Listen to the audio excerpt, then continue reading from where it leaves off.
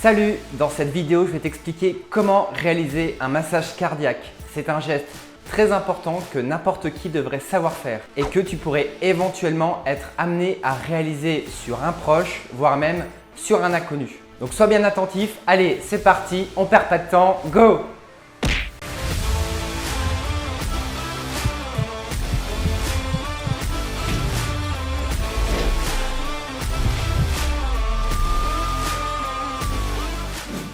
Bonjour à tous, j'espère que vous allez bien. Je m'appelle FX Moronval et je suis médecin urgentiste à l'hôpital et au SAMU depuis plus de 10 ans maintenant. Sur cette nouvelle chaîne, on parle des coulisses, des urgences et de tout ce que vous avez toujours voulu savoir sur la médecine d'urgence. Donc si ça vous intéresse, je vous incite tout de suite à vous abonner et à me suivre sur les différents réseaux sociaux. Ça me fera plaisir et ça aidera la chaîne à se développer. Je vais donc vous expliquer dans cette vidéo comment réaliser un massage cardiaque. Pour commencer, le cœur est une pompe cardiaque qui envoie du sang dans tout le corps. En cas d'arrêt cardio-respiratoire, il ne se contracte plus efficacement, voire même il ne se contracte plus du tout. Donc bien sûr, le sang ne circule plus dans le corps. Et donc ça, vous le comprenez tout de suite, c'est vite problématique pour le cerveau, l'organe le plus important du corps humain. Le rôle du massage cardiaque est de remplacer le cœur en comprimant le thorax et en envoyant du sang au cerveau, afin d'éviter des lésions cérébrales et donc des séquelles neurologiques. Et oui, le massage cardiaque ne fait pas redémarrer le cœur, il remplace le rôle du cœur. C'est le choc du défibrillateur ou des médicaments spécifiques comme l'adrénaline par exemple qui vont permettre une reprise de l'activité cardiaque. Ceci fera l'objet d'une autre vidéo. Avant de débuter le massage cardiaque, il faudra prévenir le SAMU au 15 car une fois débuté, le massage cardiaque ne doit plus s'arrêter jusqu'à l'arrivée des secours. Idéalement, vous pouvez débuter le massage cardiaque et mettre votre téléphone en kit main libre afin de perdre le moins de temps possible. On fait le massage cardiaque en continu.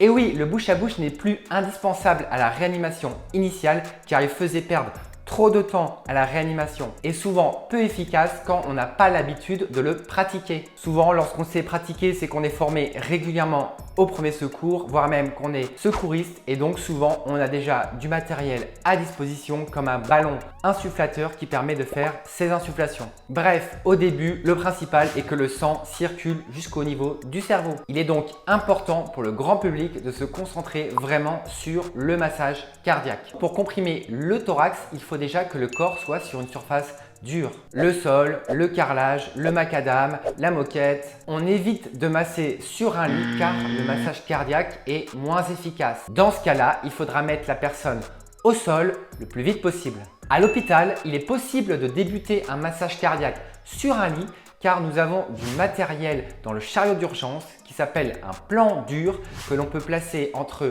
le patient et le lit, reproduisant ainsi un plan dur pour réaliser le massage cardiaque. Voilà, on va maintenant voir la technique précise du massage cardiaque. Déjà, le massage cardiaque s'effectue avec le talon des deux mains superposées l'une sur l'autre. Elles vont être ensuite positionnées au milieu du sternum afin d'éviter des fractures de côte qui sont inutiles. Et oui, c'est sûr que si on peut éviter de casser des côtes, c'est quand même mieux. La légende urbaine comme quoi il faut casser des côtes pour réaliser un bon massage cardiaque est totalement fausse.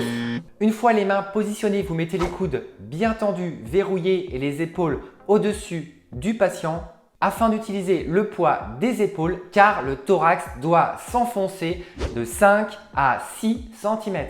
À noter aussi que même si c'est impressionnant, ce n'est pas douloureux car le patient est en arrêt cardiaque, donc plus ou moins mort. N'ayez pas peur, mieux vaut sauver une vie et casser quelques côtes que l'inverse. Pensez également à bien relever les mains en décompressant afin de favoriser le retour veineux. Si malgré tout une côte se casse pendant le massage cardiaque et ça peut arriver, eh bien cela ne change rien du tout à votre prise en charge. Le massage cardiaque doit continuer.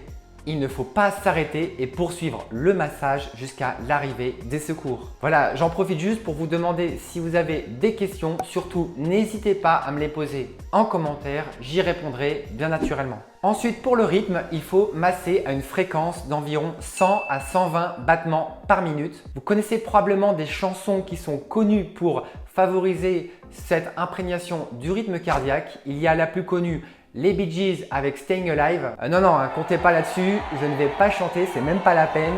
Là, sinon il va pleuvoir direct. Hein. Donc retenez bien, massez fort, massez vite et massez le plus tôt possible. Le plus important est de garder le rythme et de ne surtout pas s'arrêter jusqu'à l'arrivée des secours. Souvent, il s'agit des pompiers qui arriveront les premiers et qui reprendront le relais de votre massage cardiaque et débuteront également les insufflations avec la pose d'un défibrillateur, le temps que le SAMU arrive pour la prise en charge spécialisée. Assez souvent, lorsque les gens appellent le SAMU pour quelqu'un en arrêt cardiaque, ils sont en stress complet, ce qui est totalement normal, et veulent rapidement des secours, ce qui est également totalement normal. Les secours sont donc immédiatement engagés. Ensuite, on va demander aux gens au téléphone de réaliser le massage cardiaque le temps que les secours arrivent. Malheureusement, parfois avec le stress, certaines personnes ne veulent pas ou n'osent pas faire le massage cardiaque par peur de mal faire. Pourtant, vous le comprenez maintenant, c'est vraiment très important. Et c'est assez courant que lorsque les pompiers arrivent, personne n'ait débuté de massage cardiaque avant leur arrivée. Donc si vous avez une seule chose à retenir dans cette vidéo, c'est qu'il ne faut surtout pas avoir peur de débuter un massage cardiaque. Et oui, vous ne pouvez pas faire plus de mal puisque la personne est déjà plus ou moins morte. N'hésitez pas à revoir cette vidéo régulièrement. Je vous ferai prochainement d'autres vidéos sur les gestes qui sauvent. Bien sûr, elles ne remplacent pas une formation aux gestes de premier secours. Je vous invite donc à vous former. Vous trouverez des formations facilement auprès du SAMU, des pompiers, de la Croix-Rouge, de la protection civile. C'est important, vous le savez, et ça n'arrive pas qu'aux autres. Peut-être même que cette vidéo vous permettra de sauver la vie d'une personne. Voilà, et surtout, prenez soin de vous et moi je vous dis à la prochaine. Salut!